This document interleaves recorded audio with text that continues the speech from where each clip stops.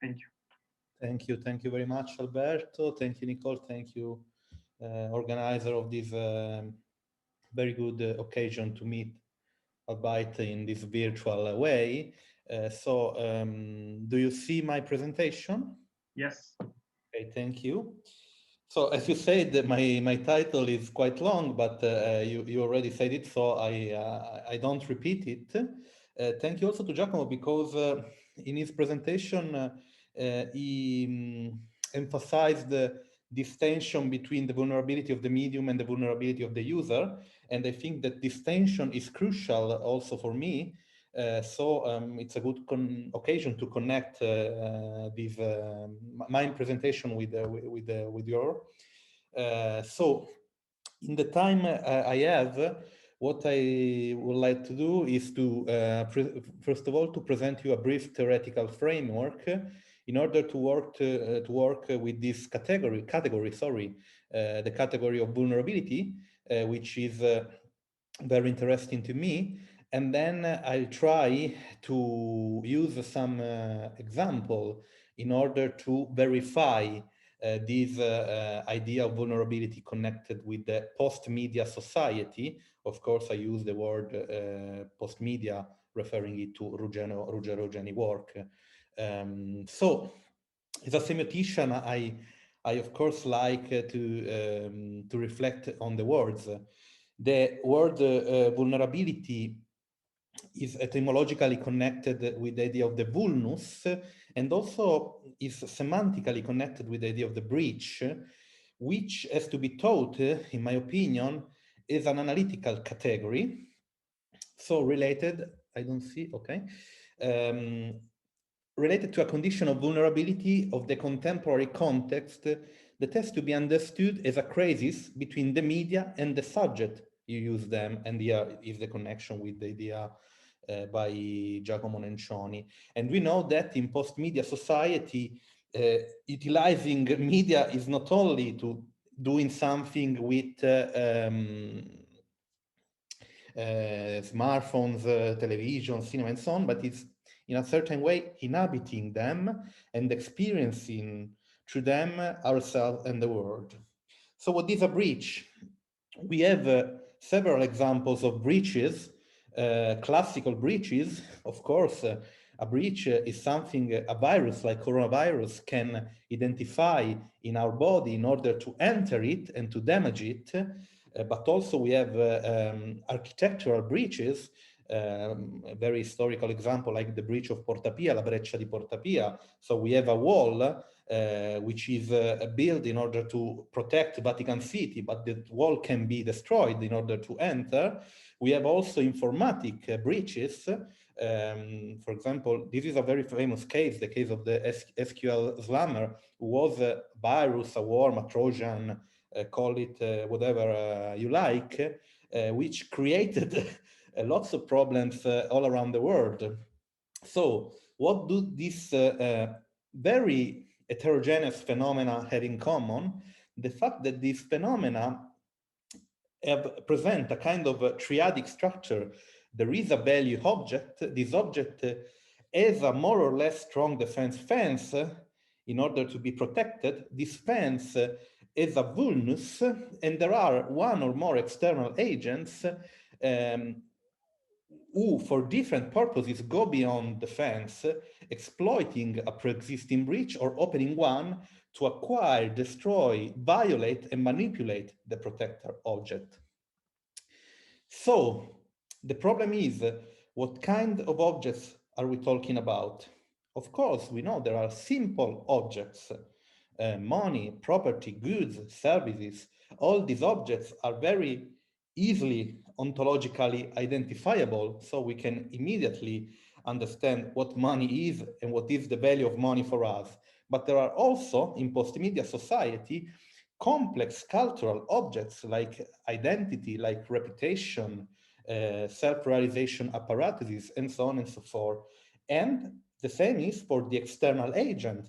We have simple agents, very clearly identifiable agents, crackers. So the dark side of the hackers, I like to call them crackers, thieves, viruses, and so on and so forth, but also complex agents.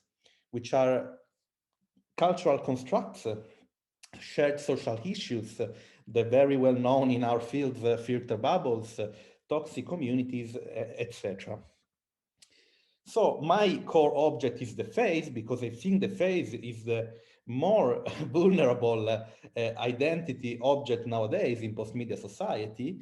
And the results of this new context, very complicated, is a profound and widespread increase in the self-actualization model of narcissistic foundation. And I use this word not to judge a behavior, a shared behavior, but because this word reflects the reality. It's post-media society is a society of overexposure of the self, and overexposing the self means to show our vulnerabilities in certain ways. So all the problems related to cyberbullying and hating and so on are related to a counterpart which is overexposure, but also massive and algorithmic standardization of the canons of beauty, with a consequent increase in depression. And this has been proved by several studies. And also the loss of some fundamental but barely visible rights, surreptitiously visible rights. Of course, we know the right to be forgotten, in Italian is the diritto all'oblio, but also the right to forget, because our memory is being modified by this new way to recall things in our mind.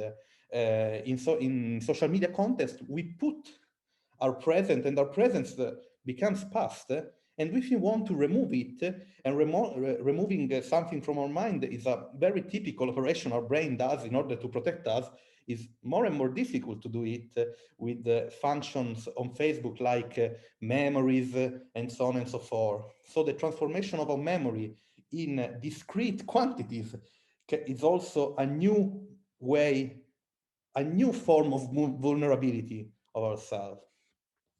So how to solve this problem? First of all, we must agree that this is a problem. We can also say, no, it's not a problem. But if we think that there are problems in this new way of phenomenologically situate ourselves in the world, maybe we must learn, we must develop a kind of jealousy towards ourselves, create a culture of alternativity and otherness, so a new model of appeal, a new appealing model of success, not only based on quantitative response, maybe not based on not only on likes, followers, and so on, and also create alternative practices of commenting. So depower polarizing practices, very common nowadays, like shitstorming, the so-called blasting, utilized both by common people and by scientists, because in Italy we know, for example, the very famous case of Roberto Burioni, who became a star because he started to blast people in social media. Also, to understand the challenges are something very ancient because are related to the archaic initiation rites, but has to be understood in the new context of the media system. Also, to develop a culture which understands that there are new forms of racism nowadays. For example, the idea of boomerism is, of course, a new kind of anagraphical racism. So the context is very complex. Talking about face, for example, it's very recent, the codification of a new, it is treated like a psychopathology in some way, the so-called selfie or Snapchat dysmorphia. You can find something about it both in gray literature, but also in scientific literature, which is the widespread misperception of one's face as a consequence of a kind of selfie addiction. Nowadays, selfie can become an addiction. So basically a pulse or a drive with the add also of the increase in the utilization of face modification apps, which can be used in two different ways. The first one is to create playful effect. So you want to play with your followers, with the people you know, and you put in your face, I don't know, the nose of the dog, and this is good. But it's more and more frequent to see, for example, influencer who told to thousands of people to make stories in Instagram, stories which are very serious, but with a filter on the face, with a filter which is apparently disconnected with the seriosity of the story.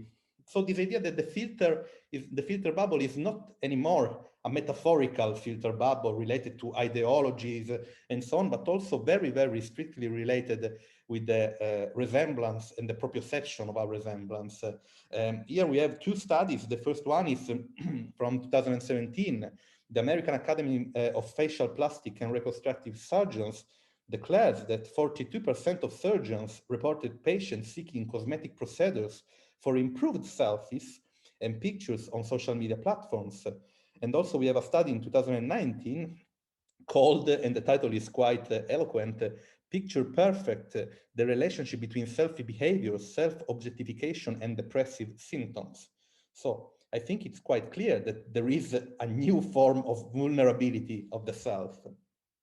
So behind taking a selfie, which is apparently a null, a meaningless gesture, is just a click, there are hidden lots of things, system of expectation, forms of construction of one's own identity, a clear operation of mise-en-scène, which is the mirror of a system of expectation, because of course a selfie is a semiotic, a textual object, but is of course a format which implies an objectification of the self and a constant confrontation with parameters that are often interiorized but not aware, known, and they are related to specific cultural model of success. Here, I have no time to show you, but in The Social Dilemma, a very famous movie of the 2020, there is a little sequence with the young girl who takes a selfie and is very happy because she does the duck face, so like this, she's very happy, but then the comment system immediately destroys her and all her proprioception. But also another example is Chiara Ferragni Unposted, very famous film documentary.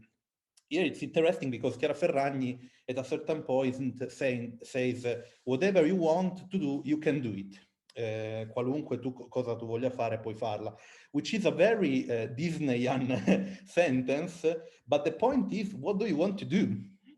Which is a psychoanalytical point.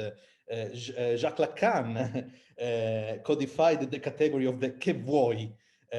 So what is the grammar of desire you are referring to? Who created this grammar of desire? Because under that grammar, there is the key for your happiness or your feeling of failure, and all passes through a very standardization of traits, to the very dangerous breaking of the boundaries between personal and public.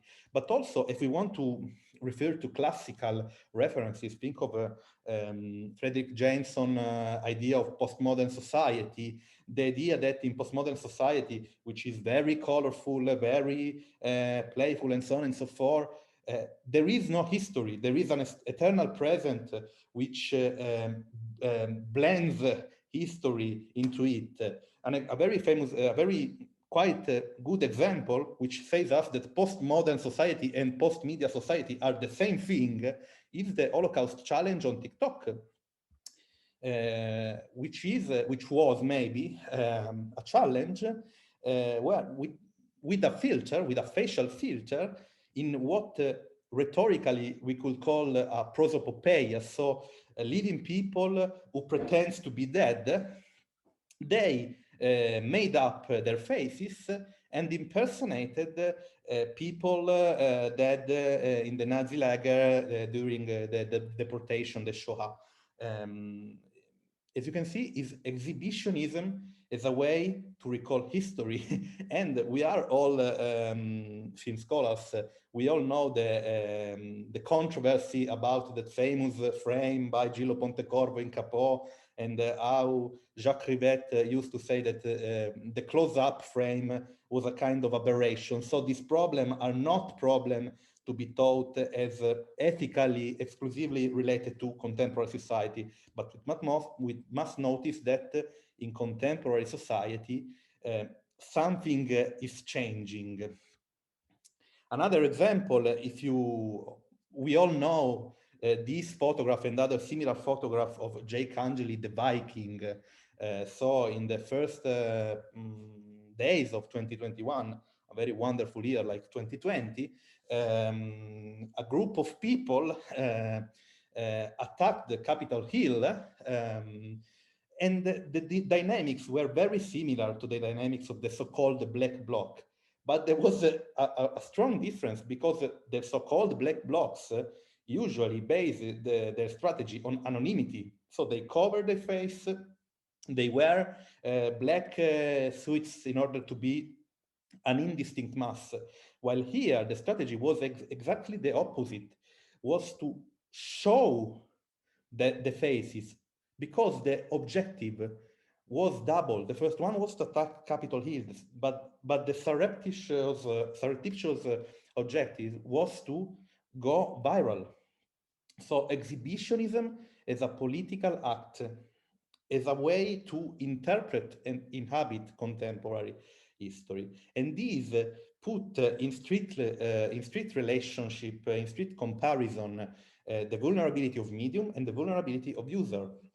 Other example, we can explore them. I have no more time, so I stop here to respect the times we have. But just to mention the last thing, I think you all know deepfakes, but there is a novelty in the field of the deep things, that is deep nostalgia, which is this new technology that can animate faces of photographs with an artificial intelligence. So if you have the photograph of your old grandparents, you can animate them. So something which was crystallized in time, which was destined to be still, now can be animated. Of course, that movements are not the real movements of your of your grandparents. They are a kind of new generated movements. What is the point? It's the same point of the deepfake. Face and very few other things, like, for example, your autograph is something indexical, strictly connected to your presence, strictly connected to your person. And we are losing this indexicality. Now you can take my face and you can put my face into another body, and I can immediately become a porn actor on the president of the United States. This, in my personal opinion, is a new form of vulnerability, a very inedit and new form of vulnerability. Sorry, I can finish here, and thank you very much for your attention.